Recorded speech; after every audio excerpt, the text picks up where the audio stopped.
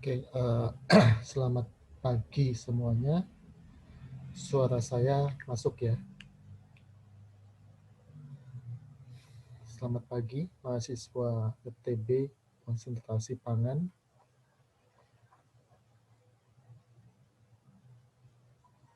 Suara saya masuk? Masuk, Pak. Oke. Ya, thank you Maria Vanessa. Ya, saya ingatkan sekali lagi, pada minggu ke-6 dan minggu ke-7, Anda akan presentasi kelompok ya. Kalau tidak salah, ada 4 kelompok ya dalam satu kelas ini. Betul ya, Kinasi? 4 kelompok, betul kan? Iya, Pak. Nah, oke.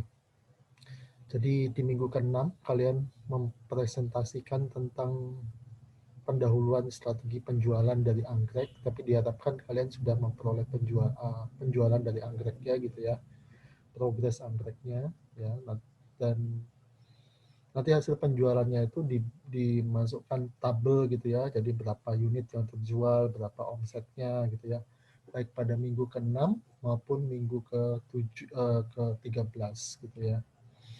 Pemesanan anggrek sekali lagi dengan TUFTB Huria. Beliau memang yang menangani pusat pembibitan anggrek atau PPAU Ubaya di Trawas gitu ya, untuk administrasi penjualan dan segala macamnya. Dan itu adalah unit PPAU adalah unit Ubaya yang berada di bawah Fakultas Teknobiologi gitu ya. Jadi dengan mengerjakan tugas pada minggu ke-6 dan minggu ke-13 ini, kalian juga berkontribusi untuk mengembangkan unit usaha dan unit penelitian ya yang dimiliki oleh Fakultas Teknobiologi ya. Sehingga diharapkan nanti pusat pembibitan anggrek Ubaya ini yang memang jelas di bawah Fakultas Teknobiologi akan makin berkembang. Kemudian tugasnya itu, saudara-saudara, kalian masukkan nanti baik PPT maupun paper ya. Kalian buat saja paper dan PPT. PPT tentu saja yang nanti kalian presentasikan pada minggu ke-6 ya. Itu PPT-nya dimasukkan ke bagian assignment pada minggu ke-6.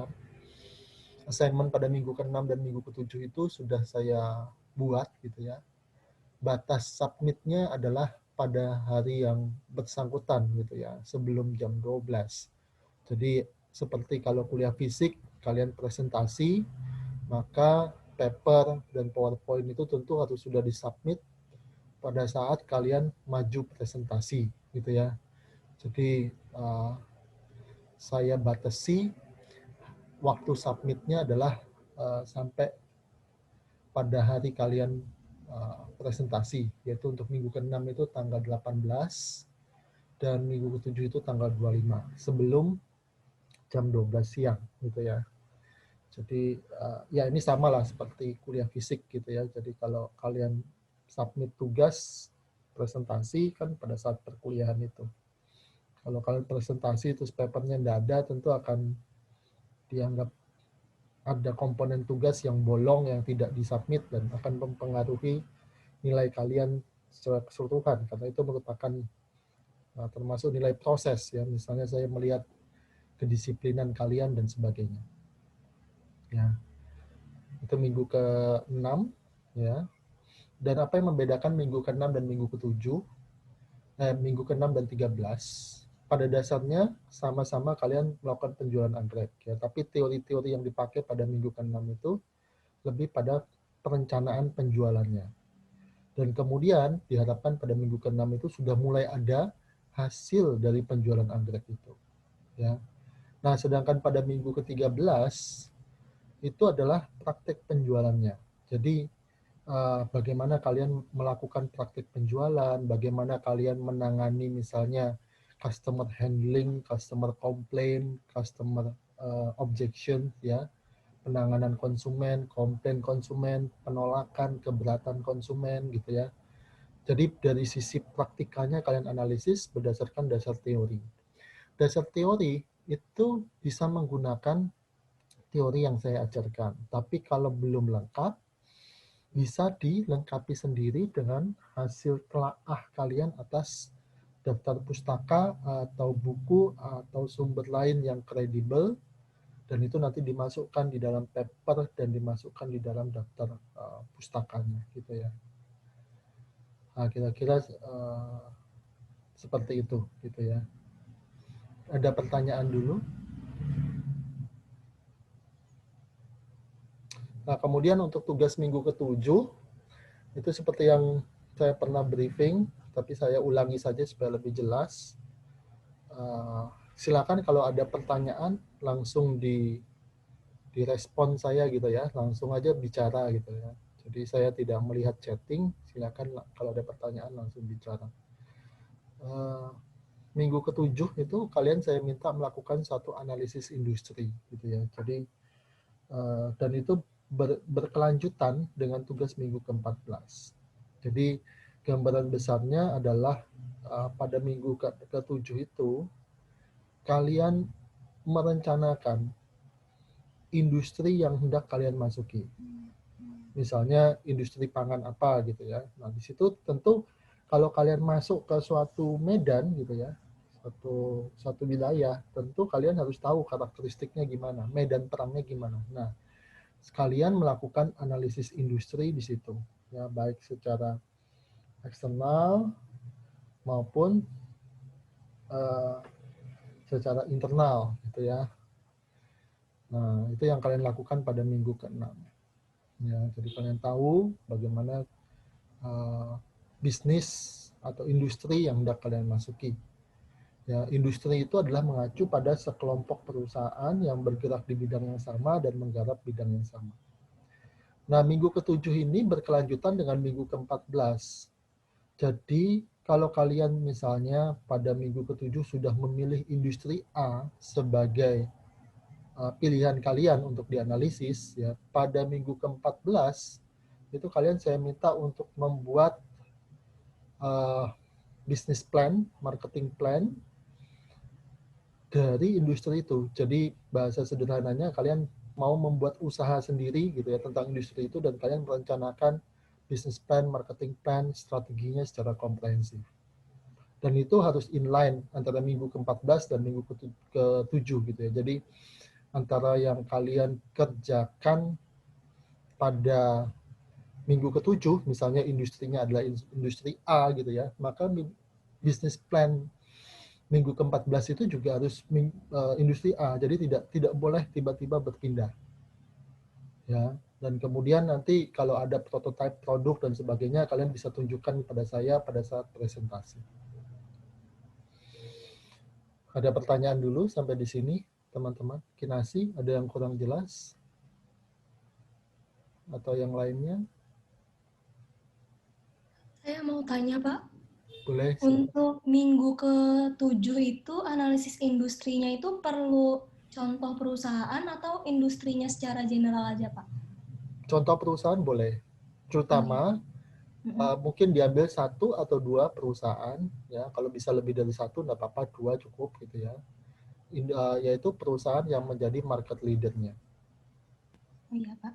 Dan kalian kemudian jelaskan lingkungan kompetitifnya di situ gimana. Analisis industri itu selain menggunakan SWOT ya, strength, weakness, opportunity, and threat, juga paling gampang dilakukan dengan menggunakan 5 forces Michael Porter. 5 teori 5 kekuatan persaingan di dalam industri oleh Michael Porter. Ya, kalian Google aja di situ pasti banyak 5 forces-nya Michael Porter. Dan kalian silakan tambahkan sendiri dengan teori-teori lain yang saya ajarkan atau yang belum saya ajarkan, dan itu akan tentu saja menjadi penilaian saya gitu ya, bagi sejauh mana kalian menggali materi itu. Ada pertanyaan lagi selain Berliana?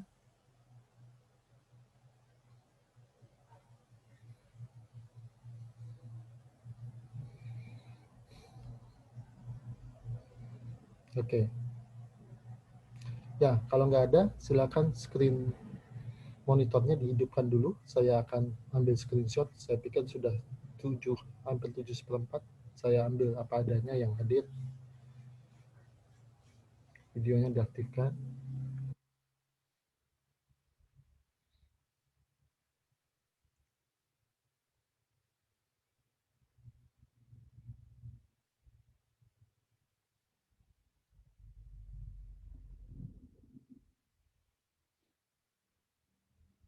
Ya, silakan yang belum mengaktifkan, diaktifkan dulu. Cuma satu page saja ya, tapi saya akan copy dulu ke Photoshop.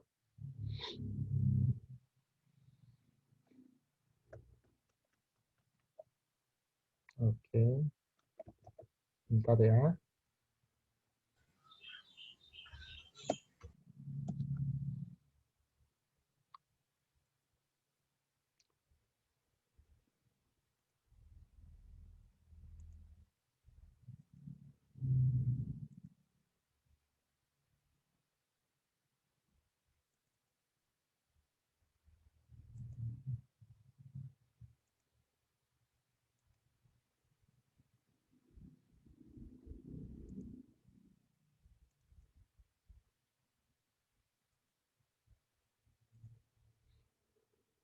Nah, bentar, ada trouble dengan antivirusnya. Saya harus nonaktifkan dulu sebentar.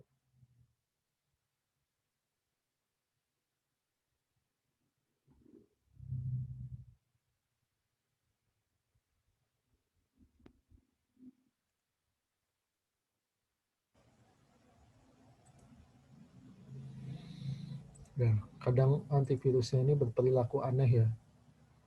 Dia ngelarang saya nge-save file Photoshop-nya ke dalam hard disk di laptop.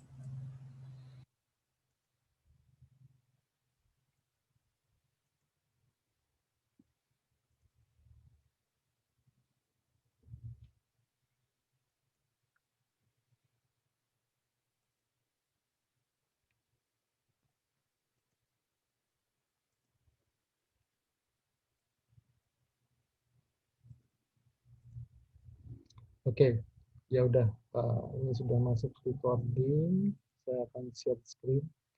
Silakan kalau ada pertanyaan eh, yang lain, saudara-saudara. Loh, kok ketutup itu PowerPoint-nya. Bentar, saya buka PowerPoint lagi ya.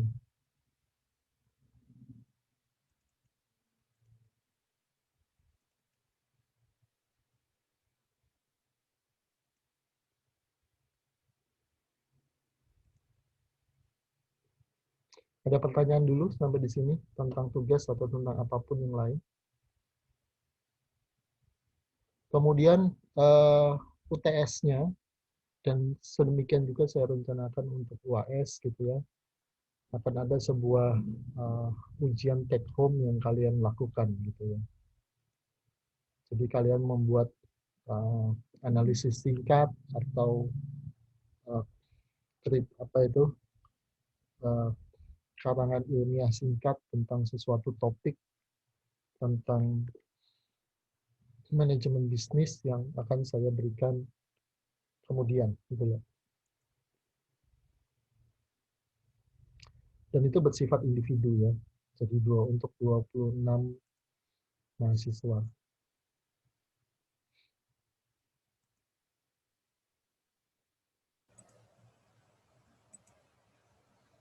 Dan itu bersifat take home, jadi kalian tidak akan saya tanyakan, jelaskan apa yang disebut dengan gitu ya. Jadi pertanyaannya bukan seperti itu, tapi ada semacam kasus kecil yang harus kalian analisa dengan memberikan dasar teori dan pemaparan kritis, analisis, argumentasi dari kalian. Screen-nya kelihatan ya teman-teman ya? Iya, Pak. Oke. Pak, permisi Pak, saya mau bertanya. Boleh, silakan. Pak, Siapa jadi ini? untuk Amanda. Oke, Amanda silakan. Untuk penjualan anggrek praktiknya itu sudah dimulai dari sebelum UTS ya? Betul. Dan diharapkan pada saat minggu ke-6 besok itu, kalian sudah melaporkan sebagian hasil penjualannya. Gitu ya. Mungkin masih belum banyak, tapi sudah ada hasil awalnya. Gitu ya. Kalau belum ada yang beli, bagaimana Pak? Diusahakan ada yang beli, tapi kalau belum ada ya saya tidak memaksa juga gitu ya, tapi diusahakan sudah ada hasilnya. Untuk harganya, apakah sesuai dengan yang diberikan PPAU atau membuat harga sendiri, Pak? Kalian ambil taking profit juga. Nah, nanti uangnya itu yang kalian setor ke PPAU adalah yang sesuai dengan harga yang diberikan oleh PPAU. Ya kelebihannya itu untuk kalian gitu ya. Jadi kalau ada keuntungan itu akan balik ke kalian gitu. Oh, iya, Jadi baik, kalian Pak. bisa Terima kasih. jadi kalian bisa markup sesuai uh, dengan analisis pricing yang kalian lakukan gitu ya. Gimana harga yang tepat gitu ya. Dan memang saya ekspektasikan kalian mengambil keuntungan juga karena itu kan proses penjualan. Jadi anggapannya kalian PPAU itu adalah sebagai produsen ya, sebagai produsen dan distributor lah gitu ya. Kalian itu sebagai reseller. Reseller tentu saja akan mengambil keuntungan. Jadi harga yang diberikan oleh PPAU itu kalian boleh markup dan seharusnya kalian markup gitu ya. Nah, itu nanti kalian jabarkan juga di dalam presentasi kalian. Kenapa kalian melakukan markup sekian itu, berapa persen, berapa ribu, dan sebagainya gitu ya. Dan kalian compare misalnya dengan biaya-biaya pemasaran yang kalian lakukan, kalau memang ada biaya lain selain tenaga yang kalian berikan gitu ya. Nah, itu masuk dalam analisis kalian gitu ya. Nanti uang yang harus kalian setorkan ke PPAU ya berdasarkan price list-nya PPAU.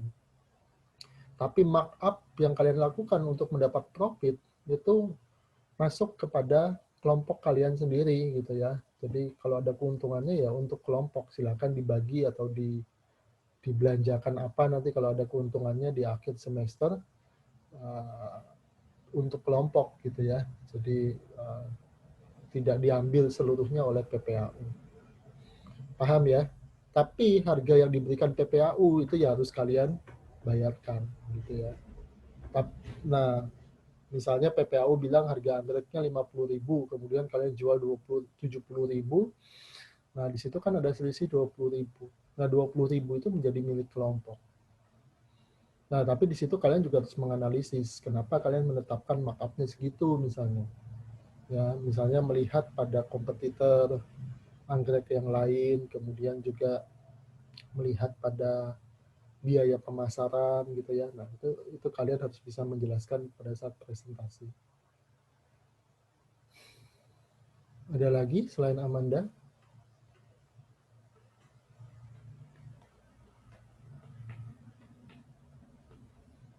Oke, kalau belum ada, hari ini kita masuk dalam satu materi yaitu selling to organization. Ya, dalam bahasa lainnya atau bahasa yang keren yang sering kita dengar itu adalah B2B gitu ya, business to business. Slide-nya cuma satu ini aja kalau dari sisi materi gitu ya, tapi saya akan cerita banyak gitu ya. Yang lain-lain itu slide yang memanjang ke bawah itu adalah contoh-contohnya gitu ya, contoh aplikasinya. Secara teori saya hanya berikan satu halaman ini. Nah, jadi kita tentu mengenal ada B2B, ada B2C gitu ya, business to business, business to consumer. Itu adalah pembagian market pemasaran secara umum. Ya, ada business market atau consumer market. Jadi dia ada yang bilang B2B, business to business, ada yang bilang sebagai selling to organization atau menjual ke organisasi, ada yang bilang juga sebagai business market gitu ya, business market bukan black market ya, business market.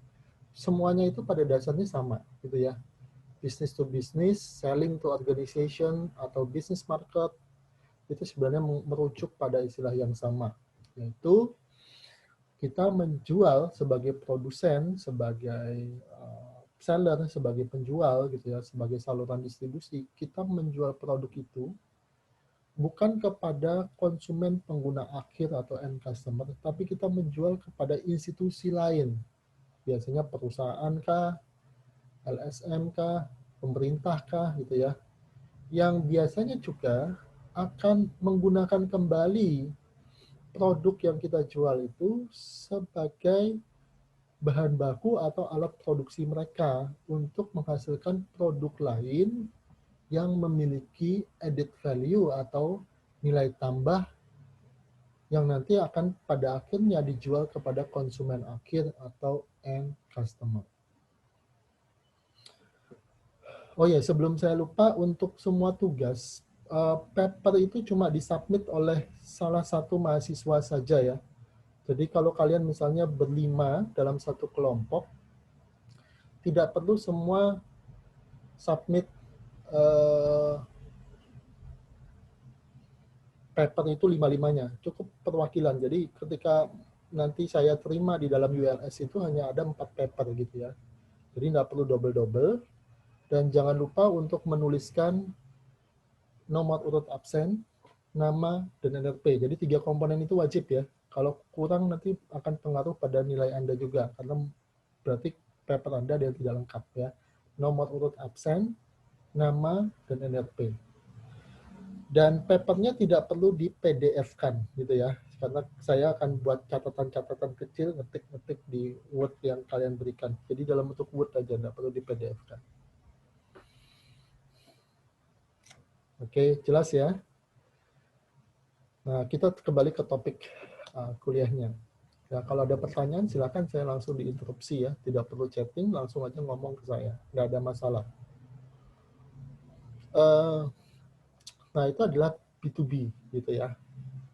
Lawannya adalah B2C, ya, business to consumer. Nah, business to consumer ini adalah kita menjual produk atau jasa kepada end customer, konsumen akhir, yang biasanya dia merupakan individual customer, ya, consumer individu. Nah, business to consumer itu juga sering disebut sebagai consumer market. Jadi bahasa lainnya ada business to consumer, B2C, kemudian ada consumer market. Dua-duanya sama. Jadi merujuk pada penjualan kepada konsumen akhir atau end customer. Dan biasanya mereka adalah pengguna produk akhir. Nah, biasanya penjualan eceran atau toko-toko retail atau penjualan retail itu semuanya menyasar produk-produk dengan target konsumen untuk consumer market, bukan business market. Ya, misalnya toko kelontong di sekeliling Anda, minimarket, ya. Kemudian banyak orang yang jualan di marketplace, ya, platform e-commerce atau e-dagang, ya, Tokopedia dan sebagainya, itu adalah biasanya memang menyasar business to consumer, bukan business to business. Ya. Nah, pasar business to business itu sendiri memiliki sejumlah perbedaan karakteristik dibandingkan business to consumer. Sehingga Anda perlu memahaminya gitu ya. Dan kenapa business to business ini menjadi salah satu chapter khusus yang kita bahas di dalam salah satu minggu? Karena sebenarnya business to business ini adalah pasar yang cukup prospektif juga gitu ya. Anda bisa bayangkan misalnya perusahaan pangan yang besar-besar itu, dia membeli bahan bakunya dari siapa? Gitu ya. Membeli peralatan, mesin-mesin, alat tulis kantor, dan fasilitas pendukung lain dari siapa? Tentu dari perusahaan lain juga. Ya, sehingga itu menjadi pasar yang prospektif. Ya, peralatan-peralatan tambang, mesin-mesin pertambangan gitu ya. Mereka membelinya dari siapa? Pasti dari perusahaan lain juga. Ya, misalnya tambang batu bara yang banyak di Kalimantan. Belum lagi BUMN, badan usaha milik negara maupun pemerintah, ya. Misalnya bandar udara gitu ya. Di Indonesia ini lagi banyak pembangunan bandar udara. Nah, mereka membeli bahan-bahan untuk konstruksi dan sebagainya dari bandar udara itu dari mana? Tentu dari penjual yang B2B gitu ya, penjual yang B2B. Ya, kemudian juga pemerintah. Pemerintah itu ada pemerintah pusat, yaitu pemerintahnya Jokowi, ya. Dan itu setiap tahun mereka punya anggaran sudah di atas 2.000 triliun. Ya, APBN namanya, anggaran pendapatan belanja negara, itu 2.000 triliun lebih. Kalau tidak salah tahun depan itu rancangan belanja negara untuk 2021 itu 2.700 triliun. Ya, setelah dikurangi dengan biaya rutin misalnya untuk gaji pegawai negeri, itu masih tersisa belanja langsung. Ya, kalau pegawai negeri kan belanja tidak langsung ya. Nah, masih tersisa belanja langsung paling tidak 1.000-an triliun gitu ya, 1.000-an triliun lebih gitu ya. Ya, Kementerian Pendidikan itu misalnya punya berapa, di atas 100 triliun untuk dibelanjakan setiap tahun. Triliun loh itu, triliun rupiah. Ya, Kementerian Kesehatan, Kementerian Pekerjaan Umum, ya. Nah, itu tentu pasar yang sangat sangat menggiurkan gitu ya. Nah, itu pemerintah pusat. Ya, kemudian belum lagi ada pemerintah provinsi dan pemerintah kota dan kabupaten. Ya, mereka memiliki APBD sendiri-sendiri. Anggaran pendapatan belanja daerah namanya. Jadi ada APBN, ada APBD. Kalau APBD itu yang dikelola pemerintah kota, kabupaten, dan provinsi. Kalau di kita, pemerintah Provinsi Jawa Timur yang dipimpin Gubernur Kofifa, dan pemerintah kota Surabaya yang dipimpin oleh Wali Kota Tri Risma hari ini. Ya. Nah, untuk Pemprov Jawa Timur sendiri itu APBD-nya itu berkekuatan 33 triliun lebih, 34 triliun lebih gitu ya. Sementara Pemkot Surabaya memiliki APBD 10 triliun. Dan itu belanja langsungnya juga besar, ya. Anda contoh sederhana, Pemkot Surabaya itu setiap hari memberikan makan ribuan nasi kotak, satu hari satu kali ya, ribuan nasi kotak, kepada kategori orang-orang tertentu yang kurang mampu di kota Surabaya ini. Tentu Pemkot Surabaya tidak memasak sendiri nasi kotak itu. Mereka mendapat pasokan dari supplier. Ada catering yang mengerjakannya, gitu ya. Dan catering itu tentu dilelang, gitu ya. Dilelang atau ditunjuk oleh Pemkot Surabaya. Dilelang itu kalau nilai transaksinya besar. Kalau penunjukan itu kalau nilai transaksinya kecil, gitu ya. Boleh tunjuk langsung kalau nilai transaksinya kecil, kalau nilai transaksi besar harus lelang, gitu ya. Lelang secara kompetitif. Nah, itu satu contoh sederhana. Ya, bagaimana bisnis to bisnis itu prospeknya besar. Ya, berapa banyak air galon mineral yang dihabiskan oleh SKPD. SKPD yang ada di bawah Pemkot. SKPD itu Satuan Kerja Perangkat Daerah. Itu adalah unit-unit organisasi yang ada di bawah Pemkot. Ya, misalnya Departemen PU, Departemen Kesehatan, gitu ya. Kemudian bagi Departemen Pertamanan, banyak kan di bawah Pemkot itu macam-macam. Ya, dalam setahun mereka konsumsi air galon berapa banyak? Konsumsi snack rapat berapa banyak? Konsumsi alat tulis kantor berapa banyak? Nah, itu tentu peluang bisnis bagi apa? Pemasok, supplier, B2B. Ya, belum lagi pembangunan yang dilaksanakan oleh Pemkot, Pemprov, dan pemerintah pusat. Mereka bangun jalan, bangun jembatan, dan sebagainya. Itu dilaksanakan oleh para kontraktor. Sebagian besar. Jadi bukan oleh apa? Oleh Pemkot sendiri. Bukan oleh Pemkot, bukan oleh Pemprov, tapi kontraktor yang menang tender atau yang ditunjuk oleh Pemkot, Pemprov, atau pemerintah pusat. Nah, itu tentu suatu bisnis B2B yang sangat menggiurkan. Ya. Dan kalaupun misalnya Departemen PU itu melakukan pengaspalan sendiri, aspalnya beli. Beli dari mana? Gitu ya, dari pemasok, dari supplier, bisnis market, atau B2B. Ya, sehingga bisnis to bisnis ini, walaupun tidak terlalu terlihat secara kasat mata di sekeliling kita, tapi sebenarnya prospeknya besar, sehingga tidak heran ada perusahaan-perusahaan tertentu yang memang fokus penjualannya itu memang hanya pada bisnis to bisnis. Salah satunya adalah perusahaan di mana dulu saya pernah bekerja sebagai sales engineer. Perusahaan ini membuat atau memproduksi, bukan membuat ya, menjual ya, elektromagnet separator. Itu adalah pembersih sampah untuk tambang batu bara. Nah, itu jelas bisnis to bisnis. Tidak mungkin ada konsumer individu yang membeli mesin pembersih sampah batu bara atau electromagnet cleaning separator itu. Pasti yang membeli adalah perusahaan tambang batu bara. Ya. Nah, kemudian kami juga memproduksi conveyor. Conveyor itu konsumennya semuanya juga B2B. Ini produksi sendiri. Ya, conveyor. Conveyor itu bisa dibeli oleh pabrik ya untuk conveyor di lini produksi mereka. Kemudian conveyor itu bisa dibeli oleh perusahaan pertambangan. Kemudian conveyor itu juga bisa dibeli oleh bandar udara. Ya, kalau kalian ke bandar udara, kemudian kalian nimbang bagasi, nah itu bagasi kalian diletakkan pada conveyor, conveyor itu akan jalan menuju apa?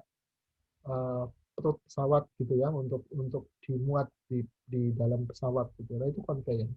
Ya, mulai dari bandar udara, kemudian pabrik sampai perusahaan tambang itu konsumen kami dan semuanya B2B, business to business. Ya. Nah, sampai di sini ada pertanyaan dulu. Nah, jadi apa karakteristik dan strategi penjualan secara B2B? Nah, saya akan cerita satu persatu poinnya pada saat ini. Ya. Yang pertama tentu pembeli organisasi, ya, pembeli bisnis market itu jumlahnya jauh lebih sedikit. Ya, mereka jumlahnya jauh lebih sedikit dibanding pembeli bisnis to consumer. Ya, jumlahnya banyak. Nah, mereka jumlahnya jauh lebih sedikit. Misalnya, saya melakukan penjualan elektromagnet separator itu ke perusahaan tambang, dan perusahaan tambang yang menjadi area coverage kami adalah perusahaan tambang batu bara yang ada di seluruh Indonesia. Di dalam database prospek pemasaran saya, ya, jadi kalau kalian memasarkan suatu produk itu secara B2B, kalian harus punya list database dari konsumennya. Bisa database manual, bisa database terkomputerisasi, gitu ya. Dua-duanya sama aja. Tapi yang lebih efisien, lebih mudah untuk dikelola, tentu saja database berbasiskan sistem informasi komputer. Ya, computer-based information system. Ya, sistem informasi berbasis komputer. Karena pada pengolahan database berbasis komputer itu dia sudah otomatis gitu ya. Nah,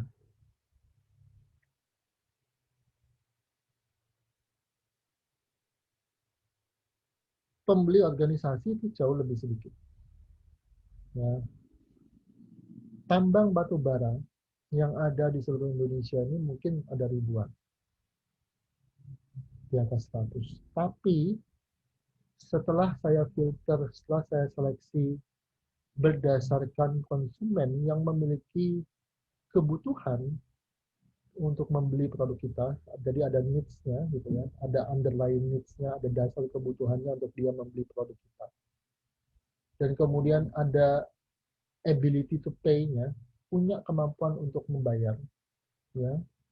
Jadi konsumen itu kalau dia mau membeli produk kita itu ada dua kategori utamanya. Dia punya willingness to pay, keinginan untuk membayar. Kemudian juga dia punya ability to pay, punya kemampuan untuk membayar. Nah, setelah difilter, ya, berdasarkan kebutuhan dan kemampuan untuk membayar dari perusahaan itu. Karena mesin yang kami jual harganya cukup mahal, harganya miliaran rupiah satu mesin itu. Ya, yang terkecil itu tetap hampir mencapai 1 miliar rupiah juga gitu ya. Nah, kemudian eh,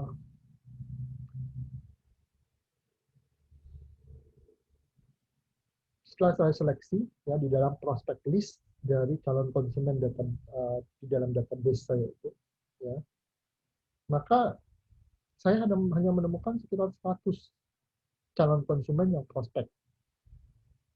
Ya. Nah, jadi di dalam penjualan business to business itu, kita harus punya list dari konsumen itu. Calon konsumennya siapa aja. Dan di antara list dari konsumen itu, kita harus filter atau kita harus saring lagi, menjadi hanya konsumen-konsumen yang memang memiliki kebutuhan untuk membeli produk kita dan memiliki kemampuan untuk membayar atau membeli produk kita itu. Ada underlying needs-nya, dasar kebutuhannya. Kemudian ada ability to pay-nya, kemampuan untuk membayar. Nah, dari situ ternyata pembeli organisasi itu, pembeli B2B itu jumlahnya jauh lebih sedikit dibandingkan pembeli B2C. Tapi jangan lupa bahwa pembeli organisasi yang jumlahnya sedikit itu, dia akan membeli dalam jumlah besar biasanya. Ya, jadi pembelinya itu sedikit, tapi sekali beli dia dalam jumlah besar. Beda dengan B2C. B2C itu pembelinya banyak, tapi satu konsumen biasanya hanya membeli dalam jumlah yang sedikit-sedikit. Ya.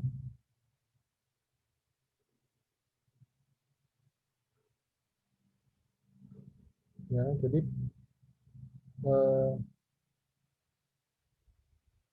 dia hanya membeli dalam jumlah yang sedikit-sedikit. Nah, itu B2C. Nah, tentu ini memberikan karakteristik tertentu di dalam industri yang kita masuki. Kalau dia B2B. Berarti apa? Saya mengutip sedikit salah satu teorinya Porter dari Five Forces itu. Ya, jadi menurut Michael Porter itu adalah profesor dari Harvard Business School.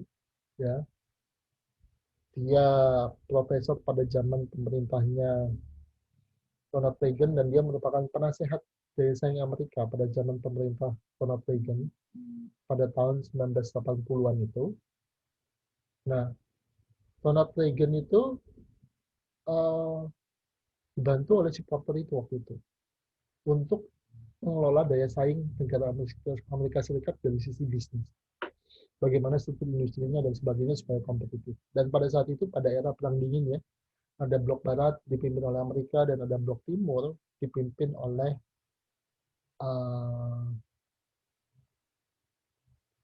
blok timur itu pemimpinnya adalah Uni Soviet gitu. Sekarang sudah pecah menjadi Rusia dan beberapa negara yang lain dan waktu itu Uni Soviet berhaluan komunis gitu ya. Nah, pada saat itu Porter meneruskan salah satu teorinya tentang five forces. 5 kekuatan persaingan dalam industri. Salah satu kekuatan persaingan di dalam industri itu menurut Porter adalah bargaining power dari buyer. Posisi tawar dari pembeli. Nah, itu analisis industri ya. Nanti kalau kalian pakai, salah satunya adalah bargaining power dari pembeli. Tapi ada 4 yang lain, selain yang bargaining power dari pembeli itu. Silakan kalau ada pertanyaan dulu sampai di sini.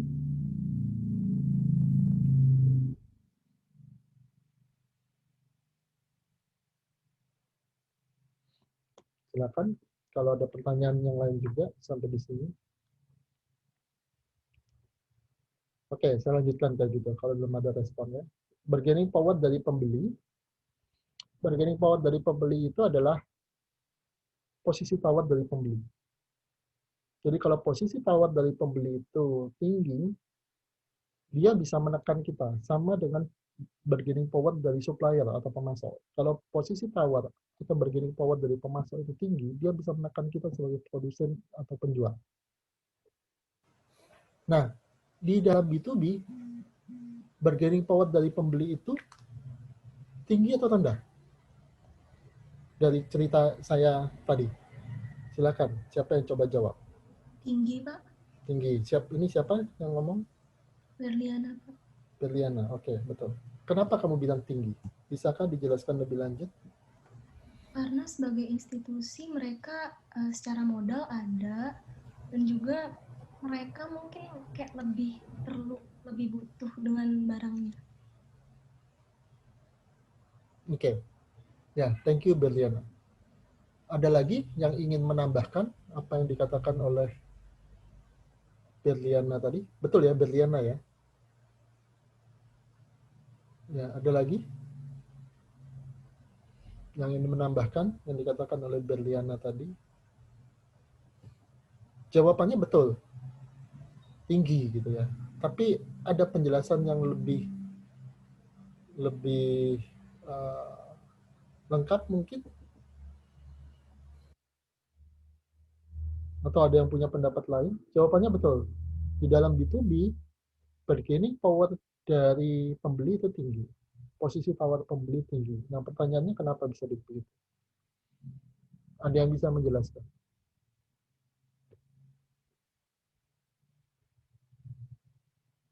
Lebih lanjut ya. Nambahin. Silakan. Atau ketua kelasnya.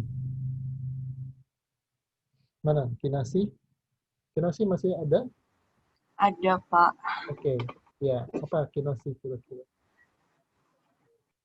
Atau Amanda? Mungkin mereka mencari harga yang termurah untuk menekan HPP-nya. Oke, mencari harga yang termurah untuk menekan HPP-nya. Ini siapa ini? Ini siapa? Amanda, Pak. Oh, Amanda. Oke. Ya. Oke, saya tampung dulu. Mencari harga yang termurah untuk menekan HPP. HPP itu harga pokok produksi ya, biaya produksi. Biaya produksi sebelum ditambahkan profit atau margin.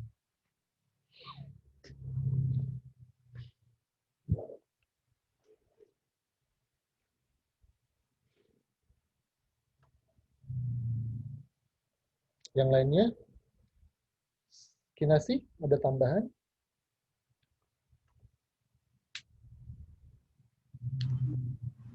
Enggak sih, Pak. Belum ya, oke. Ya, jawabannya benar bahwa kalau kita melihat dalam salah satu komponen dari five forces itu berarti 5 kekuatan gitu ya. 5 kekuatan apa? 5 kekuatan penentu persaingan. Salah satunya adalah buyer power, bargaining power dari pembeli, posisi tawar dari pembeli. B2B itu jelas lebih tinggi bargaining power pembelinya gitu ya. Kenapa? Secara umum ya karena karakteristik yang saya cerita tadi ya. Pembeli organisasi itu jumlahnya sedikit. Dan yang jumlahnya sedikit itu, masing-masing pembeli membeli dalam jumlah besar. Nah, kalau dia membeli dalam jumlah besar, kan dia bisa menekan kita sebagai penjual atau produsen. Dia bisa bilang kepada kita, tolong dong, harganya dikasih segini, kasih diskon segini, mau enggak gitu ya. Tapi saya belinya 1 ton loh, gitu ya.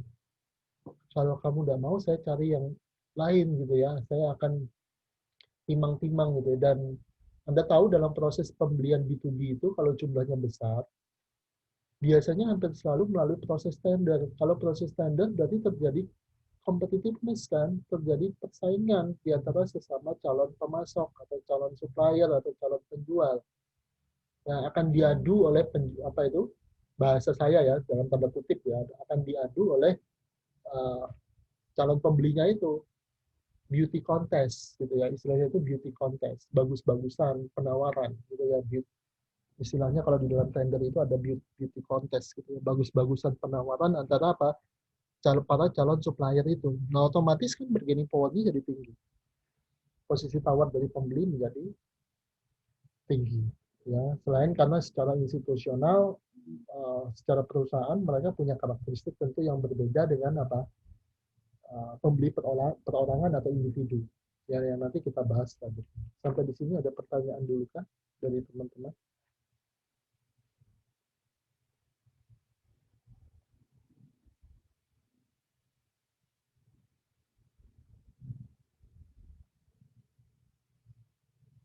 Silakan kalau ada pertanyaan dulu. Diskusi juga boleh.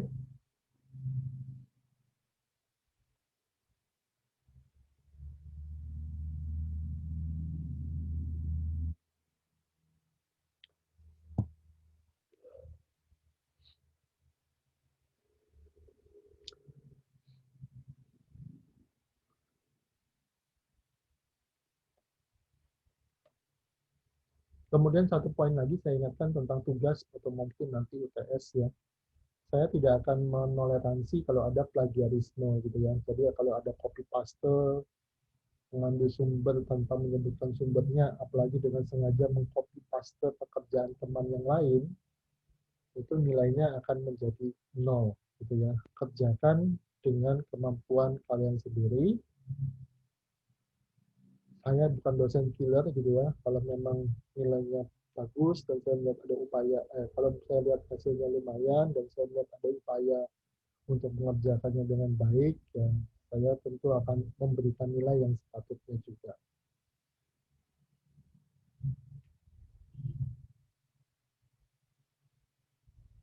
Tapi kalau Anda copy paste dan itu ketahuan saya, yang nyontek dan yang dicontek akan nilainya 0. Oke, ya saya lanjutkan lagi, kalau belum ada pertanyaan. Poin kedua adalah hubungan di antara pembeli dan penjual organisasi itu bersifat erat dan jangka panjang. Ya, ini terkait dengan poin pertama, yaitu bahwa pembeli organisasi itu sangat sedikit. Pembelinya sedikit dan biasanya yang main juga tidak terlalu banyak, penjualnya sedikit. Jadi kalau dalam istilah saya itu dia seperti dunia persilatan. Dia sudah saling tahu tuh karakteristik masing-masing.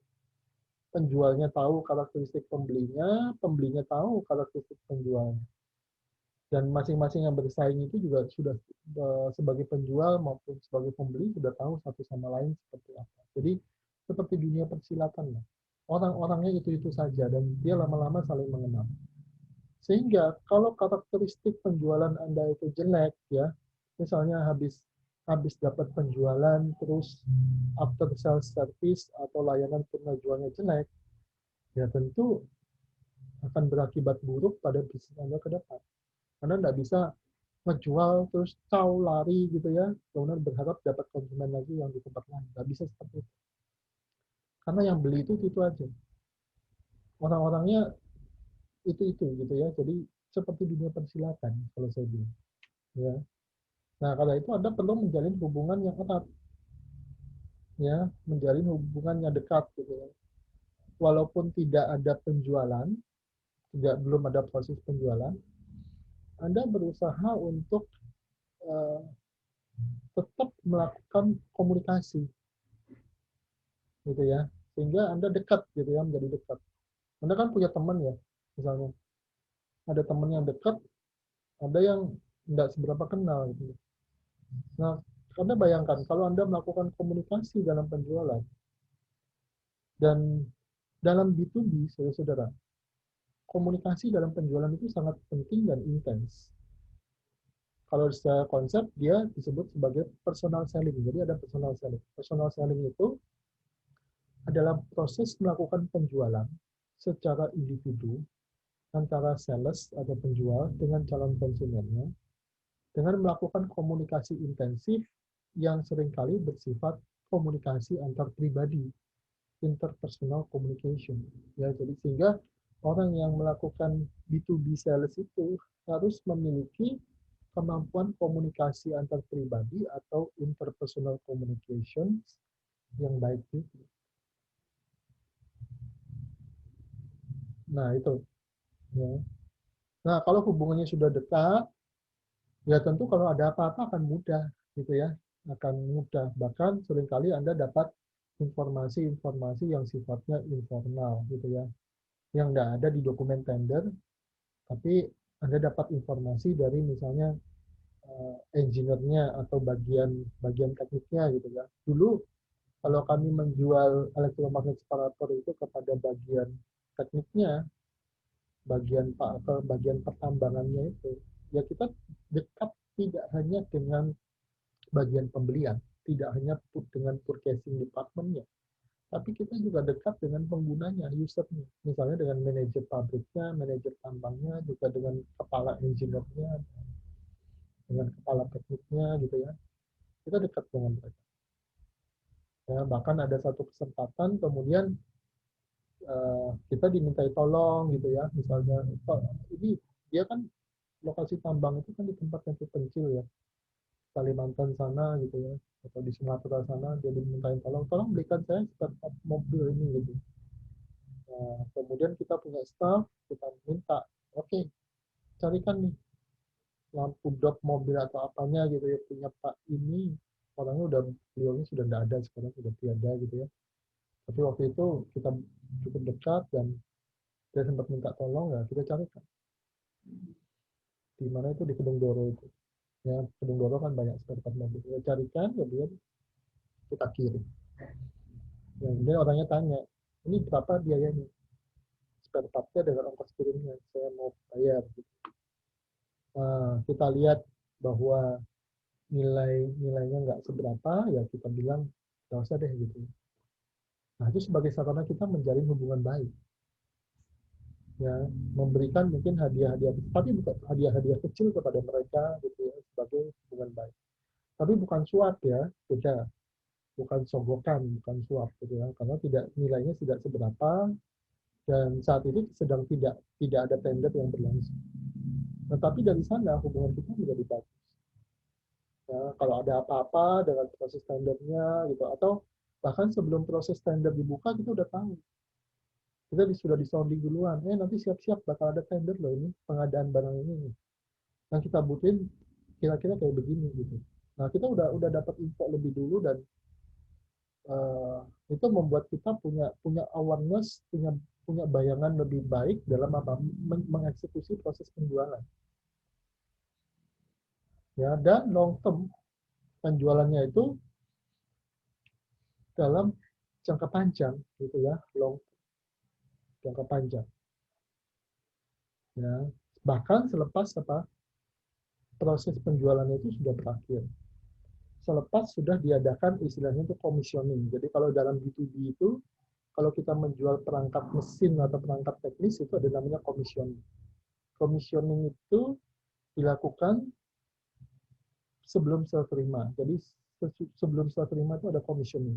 Commissioning itu adalah mesin dan sebagainya itu kita lakukan proses instalasi, kemudian diuji coba pakai dengan disaksikan kedua belah pihak dalam periode waktu tertentu, misalnya berapa hari gitu ya.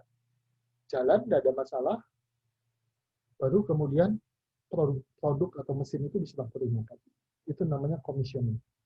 Ya, jadi commissioning itu semacam pengetesan produk yang sudah diinstalasi untuk memastikan bahwa produk itu berjalan sesuai fungsinya di tempat atau di lokasi produksi di mana produk itu kita pasang. Nah, itu commissioning. Nah, setelah commissioning itu berjalan dengan baik, baru ada BAS, BAST, berita acara serah terima. Ya, berita acara serah terima barang. Nah, itu adalah long term. Nah, suatu saat kita sudah menjual kan, nah, barangnya udah sampai, kemudian tiba-tiba kami dapat surat atau dapat info gitu ya. Waktu itu zamannya masih pakai Skype gitu ya, jadi nggak pakai Zoom kayak gini, pakai Skype. Skype tahu ya teman-teman ya, Skype. Waktu itu kita pakai Skype ya untuk komunikasi jarak jauh. Tapi untuk kasus-kasus tertentu kita datang ngirim orang ke lokasinya, ngirim engineer, ngirim sales, itu kita datang ke lokasi, gitu ya, komunikasi face to face, tatap muka, gitu ya, interpersonal communication, komunikasi antar pribadi, personal selling, penjualan personal, seperti yang saya cerita tadi, ya. Nah, singkat cerita penjualan itu sudah berakhir, gitu ya. Kemudian ada email atau ada pemberitahuan masuk, tolong ini kami dikirimin wire diagramnya. Wire diagram itu adalah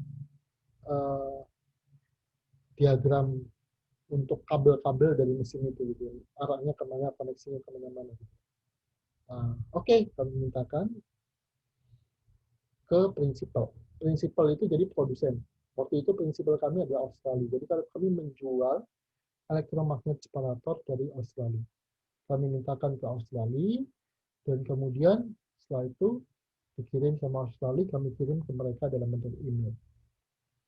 Nah, nggak berapa lama, kami dapat kabar lagi dari konsumen kami. Pak, ternyata engineer kami kesulitan untuk menyelesaikan atau meresolve masalah ini gitu ya. Mesinnya ada kerusakan. Oke, kami kirim teknisi. Ya, kita punya dua basis teknisi dari dua workshop.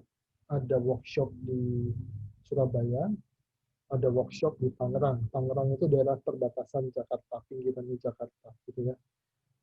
Nah, karena kami mengcover seluruh wilayah Indonesia ya, jadi kalau Indonesia Timur itu dilayani dari Surabaya, kalau Indonesia Barat itu dilayani dari Jakarta, Tangerang.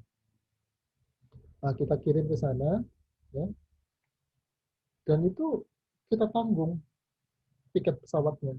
Cuma kita bilang ke konsumen kami, Pak, tolong ini engineer kita diberi mes, diberi makan juga, karena itu kan daerah terpencil ya. Nah, oke, setuju gitu ya. Tiketnya kita yang nanggung, nggak ada masalah. Jadi hubungannya jangka panjang, nggak menang-menangan sendiri. Oh, penjualan kan sudah selesai gitu ya. Kalau saya kirim engineer lagi dari Surabaya ke Kalimantan naik pesawat, berapa ongkosnya gitu. Kamu mau ganti nggak? Jadi nggak selalu hitung-hitungan seperti itu. Tapi memang secara kalkulasi bisnis cukup gitu ya. Jadi profit yang kita dapat itu karena omsetnya miliaran ya juga cukup banyak gitu ya. Kalau kata kita 1 miliar kita dapat profit 10% aja kan sudah 100 juta. Jadi untuk membiayai teknisi itu untuk pulang pergi itu masih masuk akal gitu ya.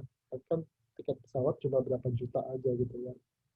Nah, di situ kita membangun hubungan jangka panjang yang bersifat erat dengan penjual organisasi dan pembeli organisasi. Ada pertanyaan dulu sampai di sini?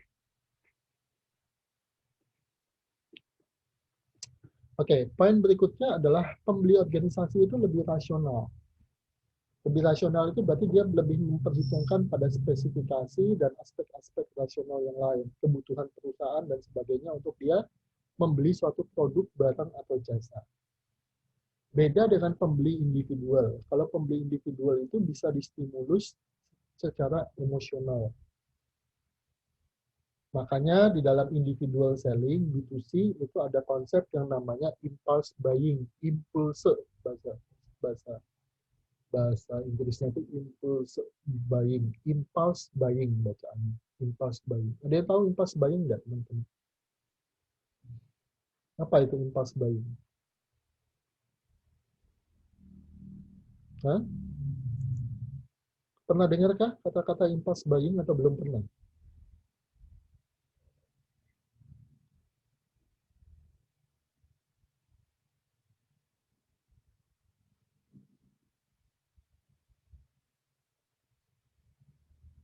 Pernah dengar kata-kata impulse buying? Loh, kok diam semua? Jawabannya cuma sudah pernah atau belum pernah gitu aja. Coba salah satu.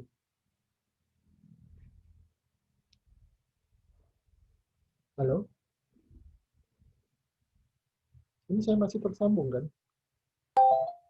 Belum pernah, Pak. Oke, belum pernah. Ya.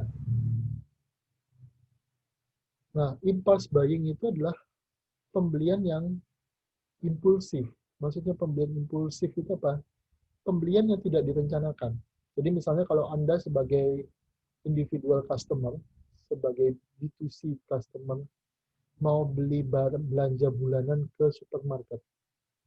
Anda misalnya sudah punya daftar belanjaan dari rumah, apa aja yang Anda mau beli di supermarket itu. Ya, misalnya sabun, odol gigi, pasta gigi, deterjen, dan sebagainya. Terus Anda sampai di supermarket. Sampai di supermarket, Anda melihat, ternyata ada barang yang dipromosikan murah. Atau tiba-tiba Anda ketemu dengan sales person-nya yang jualan dan kemudian menyampaikan tester suatu produk, Anda cicipin, enak, dan kemudian dia bilang, ini lagi promosi juga loh Bu, Pak, gitu. Terus Anda beli. Ya. Atau Anda melihat suatu produk yang kemasannya bagus, terlihat menarik untuk dibeli, nantinya Anda beli. Nah, itu pembelian yang tidak direncanakan. Dari rumah, Anda maunya cuma beli A, B, C. Tapi tiba-tiba di supermarket itu ada promosi, ada barang yang kelihatannya enak, ada penawaran dari sales person-nya, gitu ya. Ada diskon, Anda tertarik beli barang-barang, item-item yang di luar yang Anda rencanakan untuk dibeli. Nah, itu yang disebut sebagai impulse buying. Makanya kalau Anda perhatikan, ya, di supermarket itu, kalau Anda mau keluar, exit dari kasir atau point of sales-nya itu ada banyak barang-barang atau item-item yang bersifat impulse buying yang disodorkan ke Anda. Sehingga sambil Anda nunggu kasir, wah Anda lihat-lihat, menarik, terus Anda comot gitu ya. Nah, itu impulse buying. Ya, dan sengaja itu memang strategi oleh supermarketnya supaya Anda sebagai konsumen melakukan impulse buying. Sehingga biasanya produk-produk yang ditawarkan di Anda sambil Anda menunggu atau berkeliling toko itu produk yang sifatnya impulse buying. Produk yang tidak direncanakan untuk dibeli. Snack-snack, permen-permen, apa segala macam itu.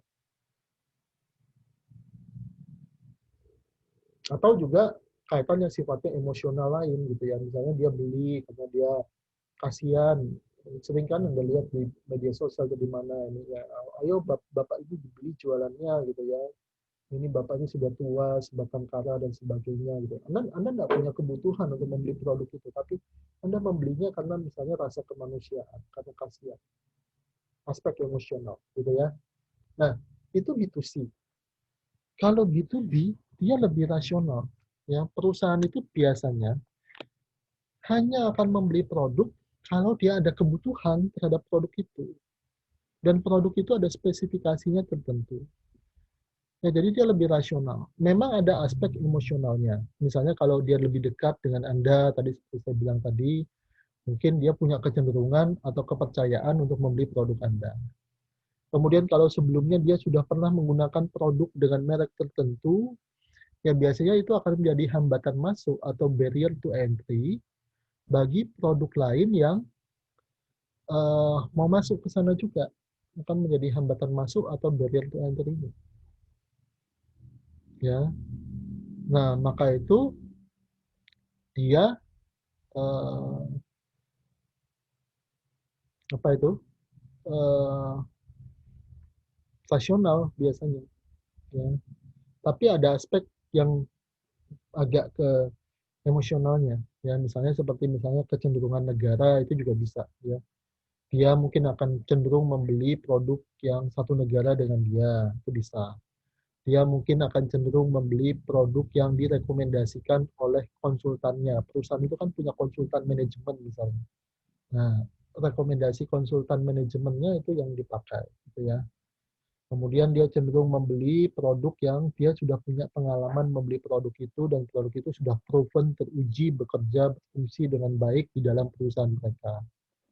Nah, ada kecenderungan seperti itu. Tapi secara umum mereka adalah rasional. Mereka akan membeli produk yang benar-benar mereka butuhkan dan mereka pasti akan biasanya melakukan proses seleksi atau beauty contest gitu ya untuk mencari produk yang terbaik dari supplier yang terbaik, terbaik dari sisi kualitas, terbaik dari sisi harga, terbaik dari sisi termin pembayaran dan seterusnya.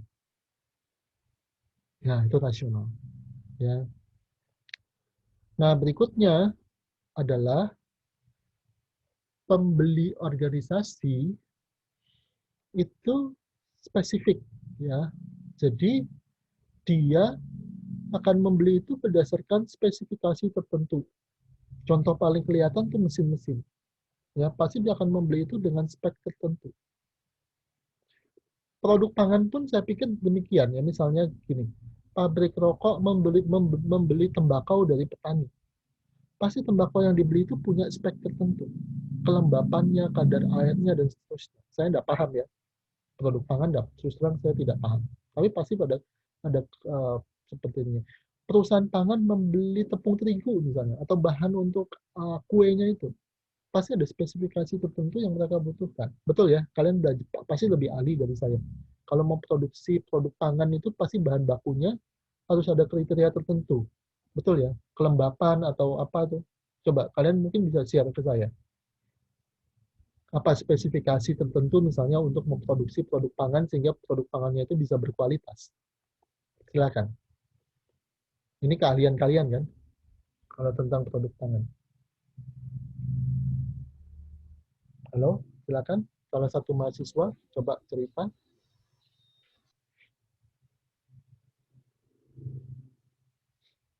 Ini konsentrasi pangan kan?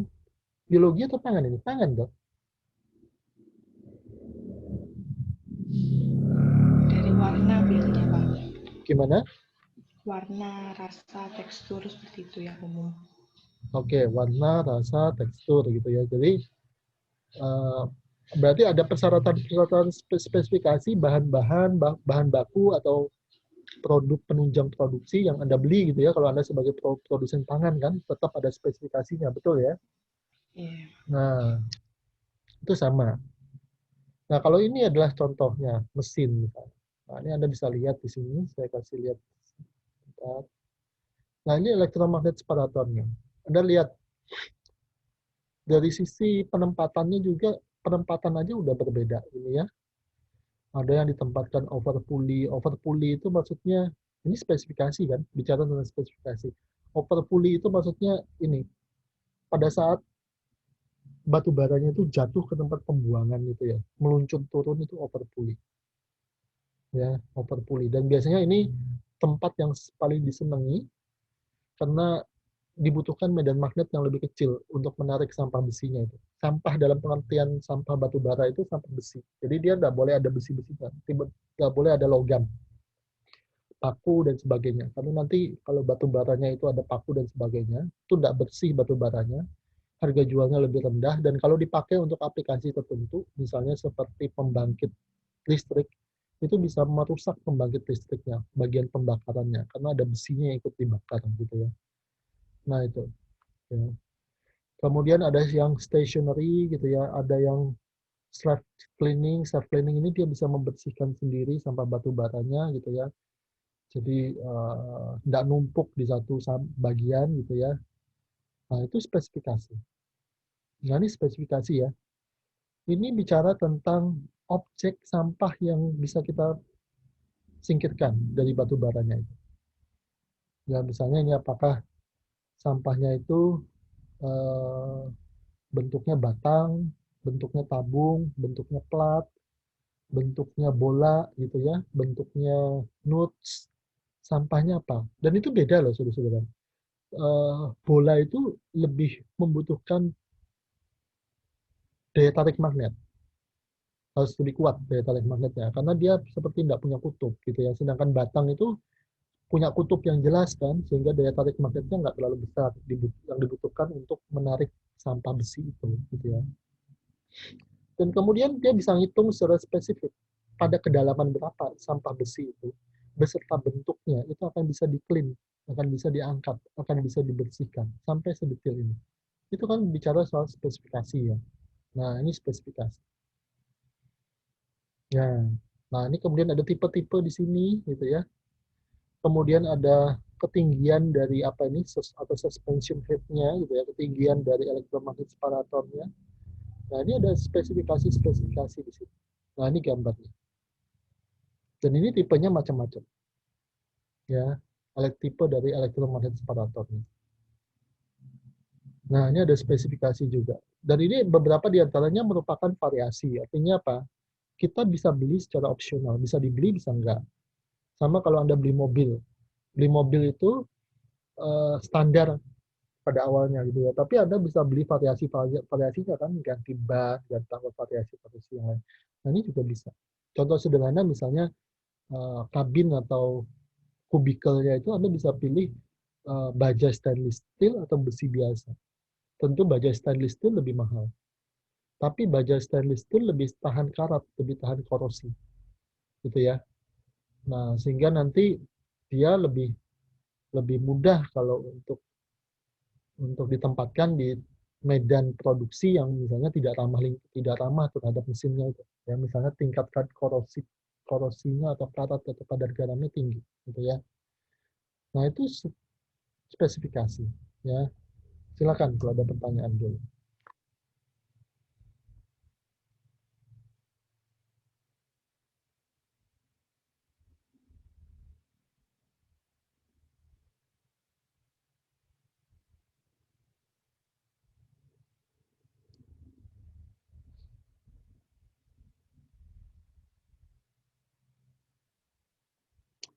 Nah, berikutnya adalah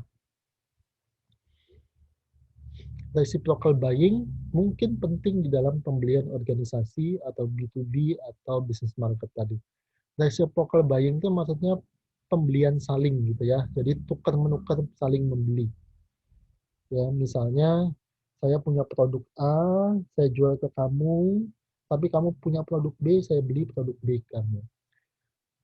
Nah, tentu saja reciprocal buying ini punya syarat. Syaratnya apa? Ada saling kebutuhan dari produk yang tepat di antara pihak yang bertransaksi jual beli itu. Kalau tidak, mereka tidak bisa saling membeli dong gitu ya.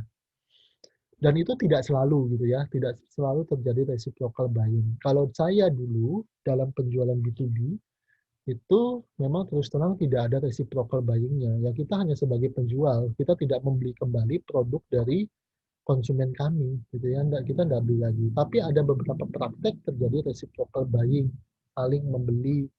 Misalnya pada praktek bisnis yang bersifat G2G, pemerintah ke pemerintah, government to government ya.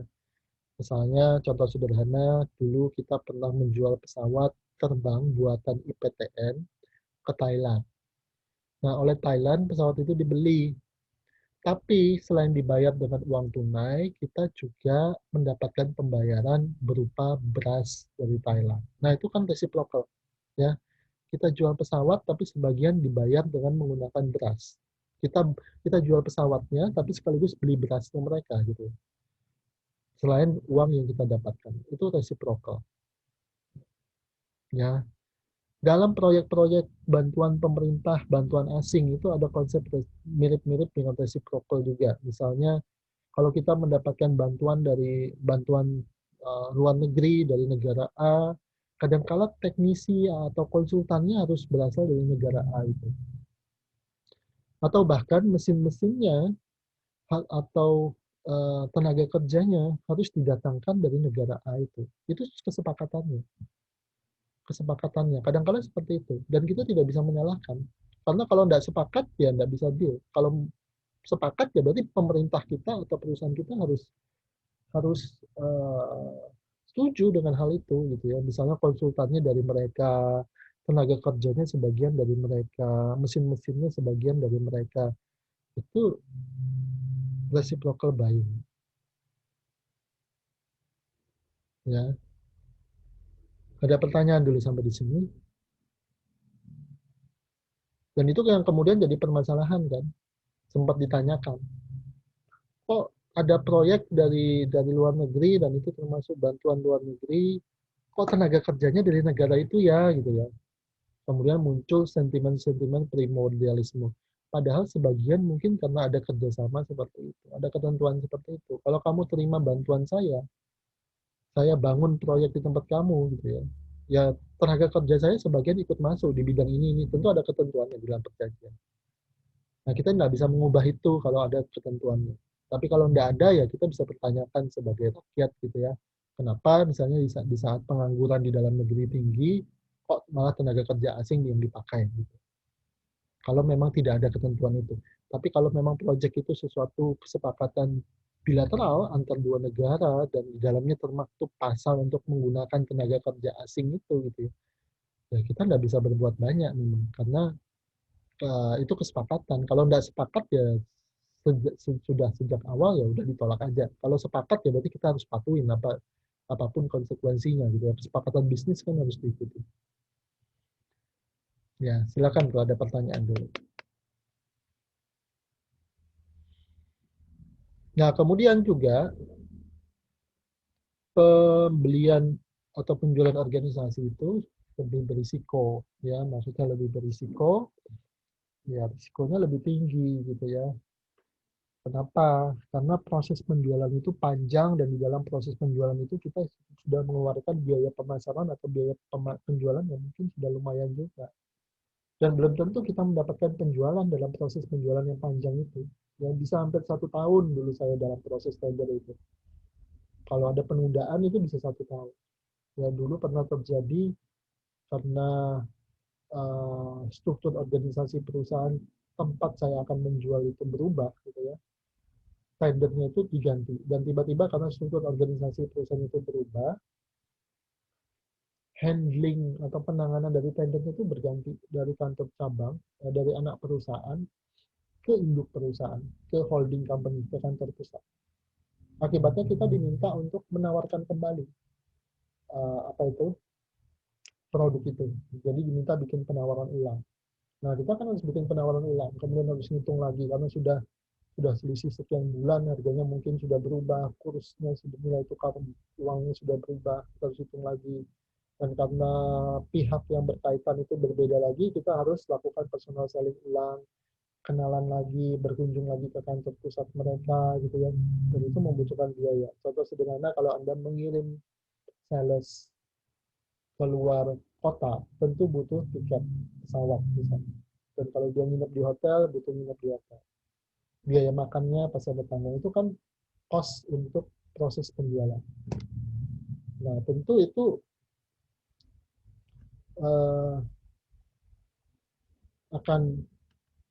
akan berisiko ya.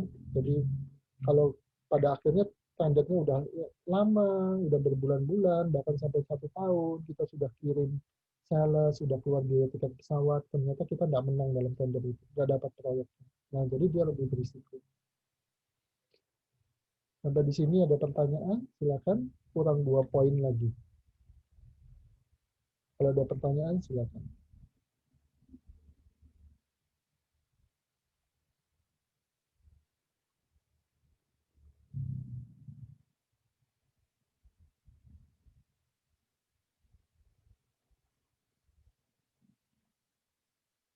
Nah, kalau belum ada, saya lanjutkan. Pembelian organisasi, business market, B2B, kemudian juga lebih kompleks. Lebih kompleks itu apa? Proses penjualannya itu lebih rumit karena membutuhkan komunikasi ke banyak pihak. Kemudian Anda harus handling atau menangani kepentingan banyak pihak. Seringkali ada benturan kepentingan juga, gitu ya.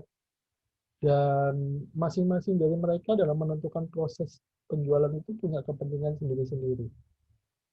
Ya, yang mempengaruhi atau influencer dalam proses penjualan itu lebih banyak pada B2B dibanding B2C. Memang bukan berarti B2C itu nggak ada influencernya, nggak ada gatekeeper-nya.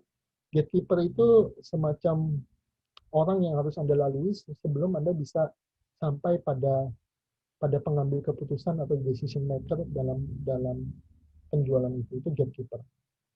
Ya, misalnya kalau Anda mau ketemu dengan direktur perusahaan itu, Anda pasti harus bisa melewati sekretarisnya dulu misalnya. Ya, kalau sekretarisnya nggak membikinkan Anda janjian, Anda akan susah ketemu dengan direktur perusahaan itu. Kecuali Anda secara pribadi sudah kenal baik dengan direkturnya, bisa bypass janjian sendiri secara personal, gitu ya. Itu lain masalah. Tapi kalau Anda belum kenal, ya Anda harus melewati gatekeeper-nya itu. Ya.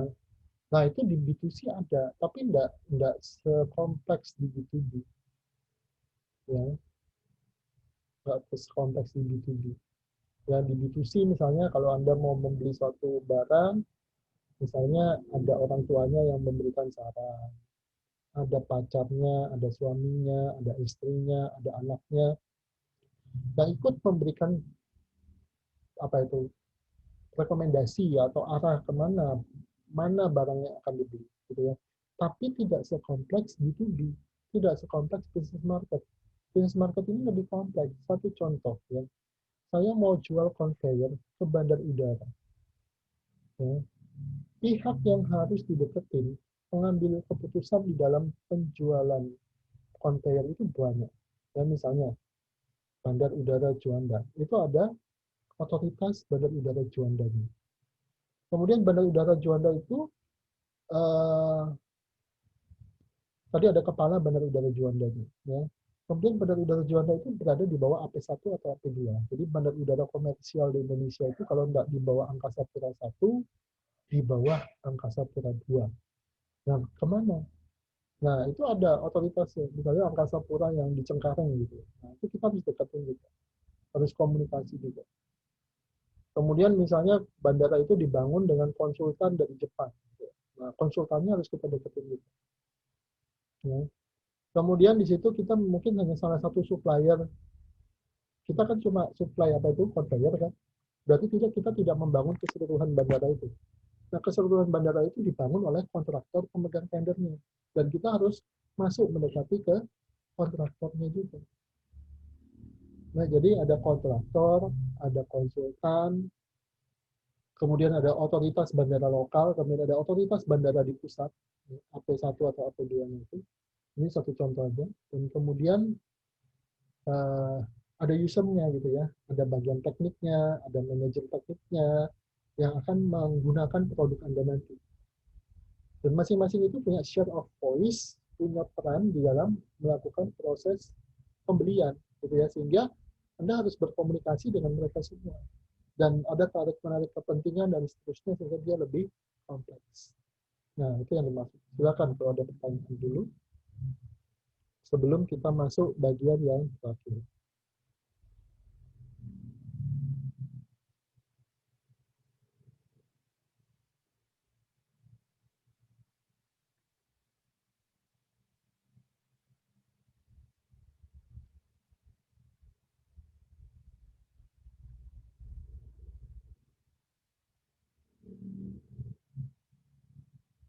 Silakan kalau ada pertanyaan.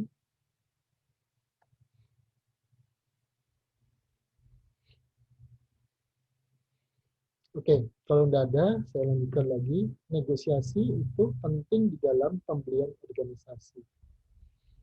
Jadi kalau yang namanya B2B itu hampir pasti nanti produk Anda akan ditawar. Tidak ada harga pas. Ya. Maka ketika tadi siapa itu Berliana atau siapa yang tanya tentang harga produk itu ya, harga anggrek itu. Nah kalau di dalam B2B, Anda harus menyiapkan harga dengan HPP plus markup, yang markup-nya itu masih ada ruang, masih ada spare untuk nanti Anda memberikan diskon atau ditawar. Gitu ya. Nah, berapa sih markup yang harus diberikan sebelum didiskon? Nggak ada aturan yang pasti di dalam B2B. Yang ada adalah apa? Pengetahuan dan interaksi dari salesnya itu yang akan menentukan nanti berapa banyak diskon yang akan diberikan. Ya, jadi proses penentuan markup harga untuk profit dan pemberian diskon itu berdasarkan pengetahuan dari salesnya. Maka itu biasanya sales itu megang perusahaan. Jadi kalau misalnya perusahaan A, B, C dipegang oleh sales 1, perusahaan D, E, F dipegang oleh sales 2. Dan biasanya selama kerjanya baik, dia akan terus megang itu. Kenapa? Karena kalau dia sudah in charge dengan satu perusahaan, dia akan bisa kenal baik gitu ya. Dia akan bisa melakukan personal selling, dia akan bisa kenal baik dengan orang-orang di dalam calon konsumennya itu. Jadi tidak dipindah-pindah. Kalau pindah sana, pindah sini, terus berubah-ubah, sales baru itu akan memulai segalanya dari nol, akan mengenali orang-orangnya dari nol, melakukan personal selling lebih dari nol gitu ya. Saya bilang kan tadi apa? Ada long term relationship, hubungan jangka panjang yang bersifat erat. Ya. Sehingga sales B2B itu penting perannya dalam penjualan B2B karena dia akan benar-benar mengendalikan penjualan itu. Si pemilik perusahaan biasanya akan mempercayakan proses penjualannya itu kepada salesnya itu. Berapa harga yang diberikan, strategi apa yang dilakukan, barang apa yang ditawarkan. Karena si salesnya itu yang lebih mengetahui medannya di lapangan. Sehingga perannya akan lebih penting sales B2B dibandingkan B2C. Nggak bisa Anda seenaknya aja ganti salesnya gitu ya, kemudian, wah nggak apa-apa, banyak kok orang di luar sana yang mau ngelamar. Begitu muncul sales baru yang dia nggak punya pengetahuan apa-apa, lolak-lolok, kemudian nggak pas ngadepin perusahaannya dan harus mulai dari nol lagi, dan bagi calon konsumen Anda itu merepotkan dan membingungkan juga. Loh, kok ini salesnya ganti lagi gitu ya? Kok ini salesnya nanya ulang lagi? Kemarin dengan sales yang lama sudah saya jelaskan gitu ya. Nah, jadi salesnya itu nggak bisa keluar masuk dan peran sales itu penting. Nggak seperti B2C. Kalau B2C Anda punya salesnya itu paling hanya berperan sebagai apa? penjajah saja kan, dalam bahasa sederhananya ya, menjajakan produknya saja. Kalau B2B enggak, sales itu perannya penting, kunci. Dan sales di dalam B2B itu seringkali merupakan orang kepercayaannya bos, terutama senior salesnya atau sales manajernya, karena dia yang menjadi ujung tombak penjualan itu. Dan enggak bisa keluar masuk seenaknya, enggak bisa digantikan oleh orang lain seenaknya. Ya, sehingga posisi sales di B2B itu penting. Dan karena penjualan organisasi itu biasanya dia memakan waktu yang lama, berbeda dengan profesi sales yang lain, biasanya ada gaji pokok yang memadai. Selain bonusnya juga, kalau dia bisa jual itu besar, juga gaji pokoknya bagus. Ya, paling tidak gaji pokoknya dikasih UMR gitu ya, upah minimum regional. Karena proses penjualannya lama. Beda dengan sales yang lain gitu ya. Ada yang sales yang lain itu udah tahu kan, cuma dikasih gaji pokok yang kecil, bahkan nggak ada gaji sama sekali. Kalau B2B hampir pasti ada gaji pokoknya yang lumayan gitu ya, di samping bonus yang dia dapatkan. Nah, jadi negosiasi itu penting. Anda harus menyediakan ruang untuk produk Anda ditawar. Nggak seperti yang harga pas itu nggak bisa gitu ya. Fixed price nggak bisa. Nah, di situ adalah tergantung kejelian dari salesnya. Maka harganya itu berapa? Nanti biasanya ditawar berapa. Itu satu perusahaan dengan perusahaan yang lain bisa berbeda-beda. Dia harus tahu medan penjualannya seperti apa. Ya. Dan negosiasi itu adalah mencari apa? Titik tengah gitu ya. Jadi titik di mana perusahaan Anda bisa menoleransinya dan perusahaan calon pembeli Anda, calon konsumen Anda itu juga bisa menoleransinya. Harus ketemu di dua titik itu negosiasi. Kalau hanya win-lose, ya nanti bisnisnya nggak bisa berjalan dengan lancar, nggak bisa sustainability, nggak bisa berkelanjutan. Ya, jadi harus ada di dua titik itu, win-win itu. Kalau di dalam B2B diusahakan dia bisnisnya itu berlangsung secara win-win, ya, nggak ada yang dirugikan. Ya, karena tadi balik ke poin nomor 2 ini ya, hubungannya itu bersifat jangka panjang. Kalau satu win-lose, tentu yang lose itu nggak mau lagi dengan Anda pada next transaction, pada transaksi berikutnya. Tidak terjadi pembelian berulang, tidak terjadi repeat buying gitu ya, tidak terjadi pembelian berulang. Padahal kalau dia long term relationship berarti kan terjadi rebuy, terjadi pembelian berulang. Nah, syarat untuk pembelian berulang itu adalah terjadi customer satisfaction, terjadi kepuasan konsumen. Nah, kalau services pelayanan Anda, benefit yang Anda berikan itu jelek, tidak sesuai yang dengan pengorbanan yang diberikan konsumen, baik berupa uang, tenaga, materi, dan sebagainya, ya tentu dia akan tidak puas. Kalau dia tidak puas, ada kemungkinan dia akan switch ke penjual yang lain. Tapi kalau dia puas pun belum tentu dia akan terus dengan Anda, ya, karena lingkungan kompetitif itu dinamikanya bergerak terus. Bisa jadi nanti kompetitor menawarkan yang lebih baik, dia bisa pindah ke kompetitor Anda. Tetapi kalau produk Anda itu tidak produk Anda itu tidak memuaskan gitu ya, pelayanan servisnya juga tidak memuaskan, dan dia tidak puas, hampir pasti dia akan switch. Kecuali Anda di situ adalah satu-satunya pemain. Artinya nggak ada alternatif lain dari supplier. Baru Anda bisa seenaknya. Nah, itu tentang negosiasi. Silakan kalau ada pertanyaan. Hari ini kita sudah bicara tentang B2B selling. Ya. Nah, kalau Anda tanya apakah di dalam praktek tugas Anda itu bisa ada B2B-nya, ya boleh-boleh aja. Penjualan anggrek misalnya, Anda bisa jual ke hotel kan. Kalau Anda jual ke hotel, ke kantor pemerintah atau ke perusahaan, itu kan B2B. Pangan apalagi, ya, Anda bisa jual pangan, bahan baku pangan ke B2B kan, pasti itu ada peluang-peluang ke sana. Nah, silakan dijajaki di dalam tugas Anda kalau itu memang memungkinkan. Dan kalau itu berhasil, itu akan menjadi nilai tambah bagi tugas Anda itu. Dan silakan itu dipaparkan di dalam presentasi, paper, dan PowerPoint Anda nanti di keempat minggu tersebut, baik di UTS maupun UAS. Ada pertanyaan dulu sampai di sini, teman-teman?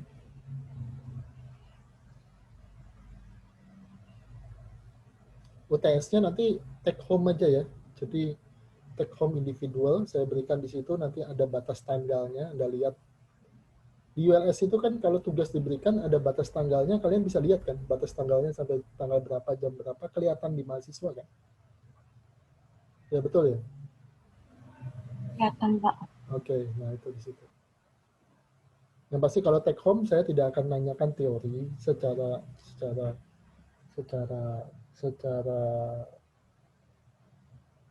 ortodoks, tapi nanti di dalam analisis Anda, di dalam argumentasi Anda, di dalam pemaparan kritis Anda berikan teori-teori yang relevan. Oke. Ada pertanyaan lagi sampai di sini, teman-teman? Ya, kalau belum ada pertanyaan, saya akhiri dulu kuliahnya. Selamat pagi, sehat-sehat selalu untuk kalian, ya. Jaga kesehatan karena pandeminya terus terang ini makin memburuk gitu ya. Ada masalah di dalam penanganan pandemi COVID di Indonesia ini. Negara lain membaik, di kita malah belum ada perbaikan. Thank you, selamat pagi semuanya. Dan kalau tidak ada pertanyaan, saya akhiri ya, saya stop share.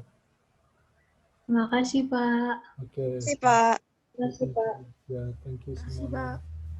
Ya, selamat pagi.